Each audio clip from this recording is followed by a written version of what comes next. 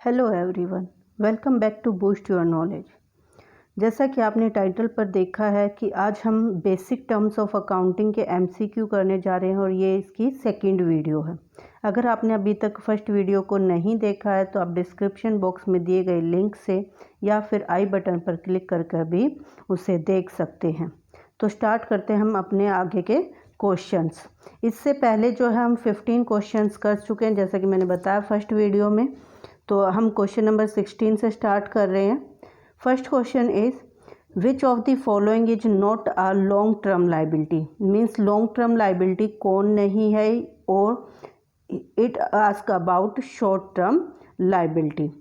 Long term liability हमारी वो होती है जो हमें अकाउंटिंग ईयर से ज़्यादा के बाद पे करनी होती है, या फिर हम कह सकते हैं मोर देन 1 अकाउंटिंग पीरियड के बाद हमें पे करनी होती है। और तो शॉर्ट टर्म हमारी होती है वो जो with in accounting period means with in 12 months हमें पे करनी है। तो ऑप्शंस को अगर हम देखते हैं तो पहला हमारा creditors, B term loans, C debenture, D capital.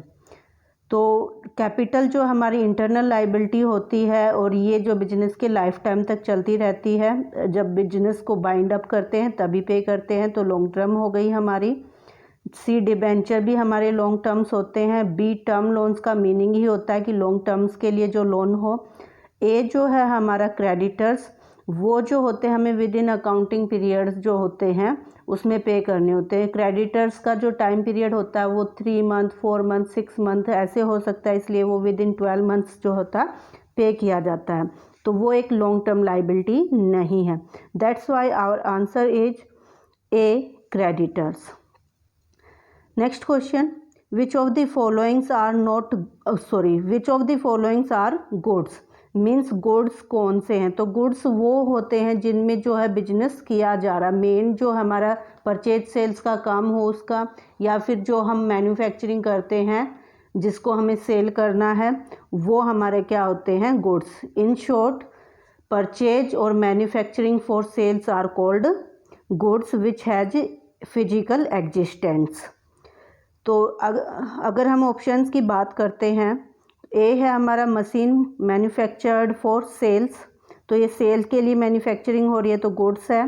B furniture purchase for sales, furniture भी हमने परचेज किया है सेल्स पर्पज से, तो ये भी गुड्स हो गया हमारा। Books and stationery purchase by book seller, book seller books और स्टेशनरी को परचेज करता है फॉर रीसेल पर्पज, तो तीनों ही ऑप्शन हमारे क्या हैं, गुड्स हैं। तो राइट ऑप्शन जो होगा वो हमारा हो जाएगा D, all of the above. Next question आता है हमारा, विच of the following is an assets, कि इनमें से कौन हमारी एक एसेट्स है। तो बात करते हैं फर्स्ट ए मशीनरी। मशीनरी हमारी जो होती है एक टेंजिबल और लॉन्ग टर्म एसेट्स होती है, तो ये हमारा राइट ऑप्शन हो जाएगा। आगे चेक करते हैं बी परचेज, परचेज जो हमारे लिए एक्सपेंडिचर होता है तो ये इंक्लूड नहीं होगा। सी सेल्स रिटर्न, मीन्स हमने सेल्स की थी और वो वापस आ गई है, जो सेल्स होती है वो हमारी इनकम होती है, लेकिन ये रिटर्न हो गई तो इनकम में डिक्रीज हो गया। देन हमारा इंटरेस्ट रिसीव्ड, ये भी हमारी एक इनकम होती है। तो बी, सी और डी तो हमारे एसेट्स नहीं है, सिर्फ ए हमारा एसेट्स है, तो राइट ऑप्शन हो गया हमारा ए। नेक्स्ट क्वेश्चंस की बात करते हैं, विच of the following is a liability, कि इनमें से कौन हमारी एक लाइबिलिटी है। फर्नीचर जो है हमारा वो एसेट्स है। उसके बाद अगर हम रेंट पेबल की बात करते हैं, rent payable means outstanding rent, तो ये हमारी एक लाइबिलिटी होती है। उसके बाद इंटरेस्ट रिसीव्ड हमारी इनकम है, और स्टॉक की बात करते हैं हम तो ये हमारी करंट एसेट्स है। तो यहाँ पर जो हमारा राइट ऑप्शन जो होगा वो हो जाएगा बी रेंट पेबल, जिसको हम आउटस्टैंडिंग रेंट भी बोलते हैं, या फिर हम कह सकते हैं rent due but not paid.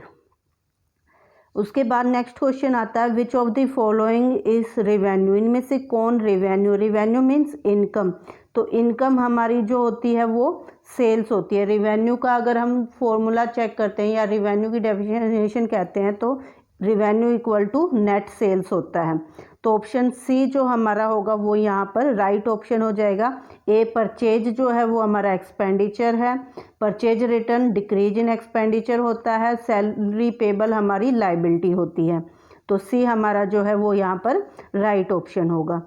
Next है विच of the following is not an expenses, इनमें से कौन जो है एक्सपेंसेज नहीं है। तो फर्नीचर तो हमारा एसेट्स है। उसके बाद सैलरी की बात करते हैं तो वो हमारी एक्सपेंसेज है। इलेक्ट्रिसिटी एक्सपेंसेज, ये भी एक्सपेंसेज हो गया, नाम में भी दे रखा है। रेंट भी हम पे करते हैं तो हमारे लिए क्या है, एक्सपेंसेज है। तो सिर्फ ए जो है जो कि एसेट्स है वो एक्सपेंसेज नहीं है, तो राइट ऑप्शन हो गया हमारा ए फर्नीचर। नेक्स्ट क्वेश्चन है विच of the following is a business transaction, business transaction कौन सी है। तो ये इस टाइप के क्वेश्चन तो हम 2-3 बार कर चुके हैं। पहला आता है हमारा गुड्स परचेज ऑन क्रेडिट, तो बिजनेस से रिलेटेड है और मनी टर्म में मेजर किया जा सकता है, तो ये बिजनेस ट्रांजैक्शन है। एन एम्प्लॉय बीइंग डिसमिस्ड, एक एम्प्लॉय जो है उसको डिसमिस कर दिया गया है। नेक्स्ट है proprietor purchasing a car for own use. D हमारा sales of personal assets by the proprietor, कि उसने जो है अपनी पर्सनल एसेट्स सेल कर दी है। तो जो हमारे लास्ट के 3 हैं इनमें से कोई भी हमारा बिजनेस ट्रांजैक्शन नहीं है और हमसे पूछा क्या गया है कि बिजनेस ट्रांजैक्शन हो, तो ए ऑप्शन जो होगा वो हमारा यहाँ पर राइट ऑप्शन हो जाएगा। क्योंकि एम्प्लॉय को जो मनी टर्म में डिसमिस किया तो मनी टर्म में मेजर नहीं कर सकते, इसलिए नहीं होगा। जो पर्सनल यूज़ के लिए होते हैं या ओन यूज जो होता है वो हमारा पर्सनल यूज़ ही होता है, वो भी हमारे बिजनेस ट्रांजैक्शन नहीं होते। और अगर पर्सनल एसेट सेल कर रहा है तो भी वो बिजनेस ट्रांजैक्शन नहीं है, इसलिए हमारा राइट ऑप्शन हो गया A goods purchase on credit. Next हमारा the nature of capital is, तो ये जो है हमने बिजनेस एंटिटी प्रिंसिपल के अकॉर्डिंग पढ़ा है कि capital owner of the business और जो बिजनेस है दोनों अलग अलग एंटिटी होती हैं, इसलिए जो हमारी कैपिटल को हम एक इंटरनल लाइबिलिटी मानते हैं, इसलिए नेचर ऑफ कैपिटल हमारा हो जाएगा बी आ लाइबिलिटी। नेक्स्ट है हमारा sales is recognised as revenue, sales को हम रेवेन्यू रिकॉग्नाइज करते हैं कब, तो सेल्स हमारी कब होती है, जब हमारे जो है गुड्स या सर्विसेज को हम सेल करते हैं, सर्विसेज को रेंडर करते हैं, गुड्स को सेल करते हैं, तो उस टाइम पर हमारी सेल मानी जाती है। लेकिन अगर हमने जैसे कोई एडवांस लिया या किसी को ऑर्डर दिया तो हम उसको रेवेन्यू में कंसीडर नहीं करते। ये हमारा जो है रेवेन्यू रिकॉग्नाइज प्रिंसिपल के अकॉर्डिंग आता है कि सेल्स को तभी रेवेन्यू रिकॉग्नाइज किया जाएगा जब वो एग्जिस्टेंस में आती है। तो ऑप्शंस को अगर हम देखते हैं, when the contract for sales is entered into, सिर्फ कॉन्ट्रैक्ट हुआ है, सेल्स नहीं हुई है तो ये नहीं कंसीडर किया जाएगा। At the point of sales और परफॉर्मेंस ऑफ सर्विस, तो ये हमारा राइट हो जाएगा, क्योंकि जब भी हम सेल कर लेते हैं या हम उस सर्विस को परफॉर्म कर लेते हैं तो हम उसको रेवेन्यू कंसीडर कर लेते हैं। नेक्स्ट देखते हैं हम after the expiry of credit period allowed to debtors, तो ये नहीं होगा हमारा, क्योंकि हमारा जो मेन क्या होता है सेल्स या सर्विस रेंडरिंग से मीनिंग किया हो जाना चाहिए। नेक्स्ट है after the money collected from the customer, money collect जैसे अगर हमने एडवांस लिया लेकिन सेल्स नहीं किया तभी भी हम उसको रेवेन्यू रिकॉग्नाइज नहीं करते हैं, तो यहाँ पर जो है हमारा बी ऑप्शन ही जो है वो राइट ऑप्शन रहेगा, at the point of sales और परफॉर्मेंस ऑफ सर्विस, या फिर हम इसको रेंडरिंग सर्विस भी बोल सकते हैं। नेक्स्ट है हमारा the nature of accrued income is, accrued income का नेचर कैसा होता है हमारा, तो एक्रूड इनकम वो इनकम होती है जो हमने अर्न कर ली है बट रिसीव नहीं की है, तो वो क्या हो गई हमारी अर्न हो गई है, रिसीव नहीं हुई है तो वो रिवेन्यू होती है। जैसे हमने सेल्स ऑन क्रेडिट कर ली है तो हमने उसको रिकॉग्नाइज कर लिया एज रिवेन्यू, चाहे हमें वो अमाउंट रिसीव हुआ हो या ना हुआ, ऐसे ही एक्रूड इनकम हो जाएगी तो उसका नेचर जो होगा हमारा रेवेन्यू हो जाएगा। उसके बाद नेक्स्ट है हमारा trade discount allowed, trade discount जो अलाउ किया जाता है मीन्स सेल्स इंक्रीज करने के लिए जब हम एमआरपी पे कोई डिस्काउंट प्रोवाइड करते हैं तो वो ट्रेड डिस्काउंट होता है और इसको जो है अलग से बुक्स ऑफ अकाउंट में शो नहीं किया जाता है। तो ऑप्शंस देखते हैं, is shown separately in the books of account. तो अभी मैंने बताया कि नॉट शो होता है, तो पहला हमारा कैंसिल हो गया। दूसरा है is not shown separately in the books of account, तो ये हमारा राइट है क्योंकि नॉट शोन लिखा हुआ है यहाँ पर। फिर कह रहा है कि can be shown either separately और डिडक्टेड फ्रॉम परचेज कॉस्ट, कि उसको जो या तो हम सेपरेटली शो कर देते हैं या कॉस्ट में से माइनस कर लेते हैं। तो ऐसा नहीं करते, हम सिर्फ इनवॉइस पर इसको दिखाते हैं, एंट्री में नहीं दिखाते हैं। तो बुक्स ऑफ अकाउंट में इसको शो नहीं किया जाता, इसलिए हमारा राइट ऑप्शन जो होगा वो बी हो जाएगा, is not shown separately in the books of account.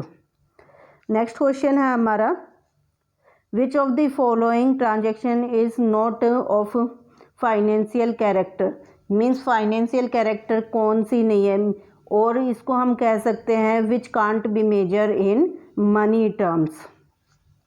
तो चेक करते हैं। फर्स्ट है purchase of assets on credit, तो मनी टर्म्स में मेजर की जा सकती है, तो फाइनेंशियल हो गई हमारी। बी है purchase of assets for cash, it can also be measured in money transactions money terms, so it's also an financial transaction.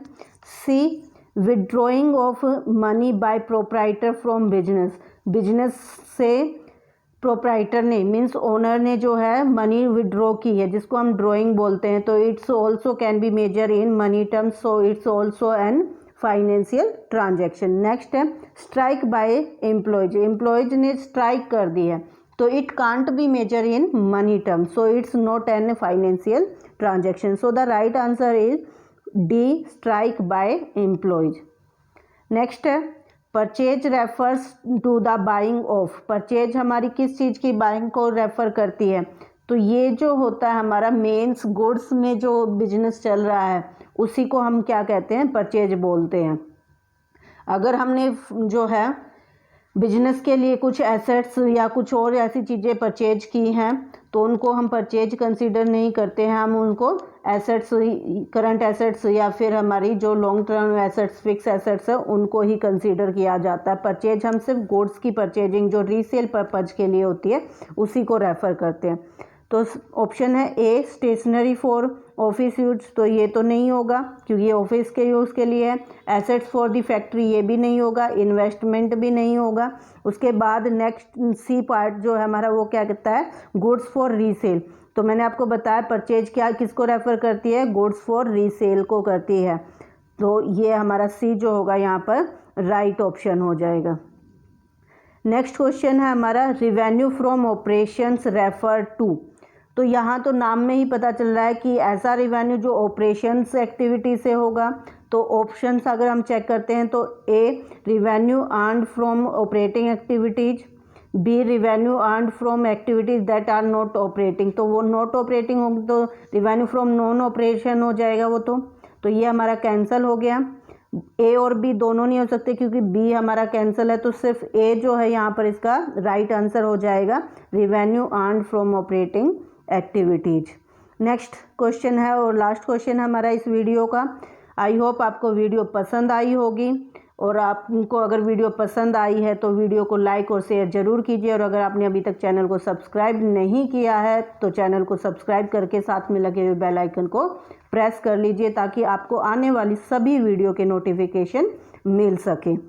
तो नेक्स्ट क्वेश्चन हम देखते हैं, out of the following assets which one is not an intangible assets, इनमें से कौन सी जो है कि इंटेंजिबल एसेट्स नहीं है, means it ask about tangible assets. Machinery हमारी क्या है, इट कैन बी सीन और it can be touch, so it's has a physical existence and called tangible assets, तो यही हमारा जो होगा वो राइट आंसर हो जाएगा। नेक्स्ट अगर हम बात करते हैं पेटेंट्स, तो ये एक लीगल राइट होता है और इंटेंजिबल एसेट्स में काउंट होता है। गुडविल भी हमारी क्या होती है, कांट बी सीन और कांट बी टच, ये हमारी जो होती है फेमसिटी होती है जिसके कारण जो है बिजनेस ज़्यादा अर्निंग कर पाता है, तो ये एक इंटेंजिबल एसेट्स है। नेक्स्ट हमारा ट्रेडमार्क, ये भी हमारा एक लीगल राइट होता है, तो ये जो हमारे बी सी और डी हमारे कैंसिल हो जाएंगे, सिर्फ ए जो हमारा मशीनरी जो कि एक टेंजिबल एसेट्स है हमारा यहाँ पर राइट आंसर हो जाएगा। तो आज के लिए इतना ही। नेक्स्ट वीडियो के नोटिफिकेशन के लिए चैनल को सब्सक्राइब करना बिल्कुल ना भूलें। Thank you very much.